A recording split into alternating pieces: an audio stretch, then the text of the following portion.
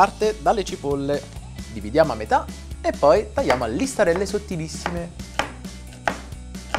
Casseruola calda con un po' d'olio, verso le cipolle, grattatina di sale e lascio cucinare dolcemente. Nel frattempo posso salare la superficie dell'arista che ho già steccato con il rosmarino, mettiamo il sale su tutti i lati e massaggiamo per farlo penetrare bene. Ci spostiamo in una padella calda con un poco d'olio e lasciamo sigillare tutti i lati dell'arista.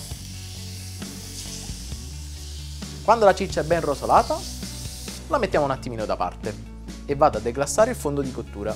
Verso il vino bianco e lascio evaporare la parte alcolica. Emulsioniamo in questo modo e il nostro condimento è perfetto per essere tuffato nelle cipolle.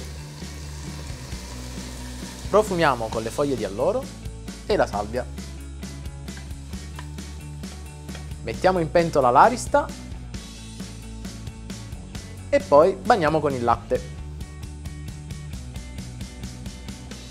Copro con il coperchio e faccio cuocere a fiamma medio-bassa per circa 70 minuti. Ci vediamo dopo. Oh, eccola pronta l'arista. La mettiamo un attimino da parte in una teglia. Copro con pellicola, così posso tenere la ciccia in caldo. A questo punto posso rimuovere le erbe aromatiche e per ottenere la nostra deliziosa salsa al latte andiamo a frullare il fondo di cottura. Se il fondo di cottura risulta troppo liquido, lascialo cuocere ancora qualche minuto, fin quando non ottieni la consistenza ideale.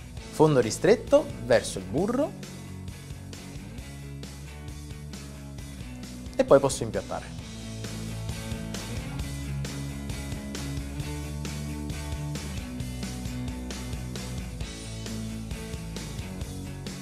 Ragazzi, mi sacrifico soltanto per voi. Assaggio. È uno spettacolo.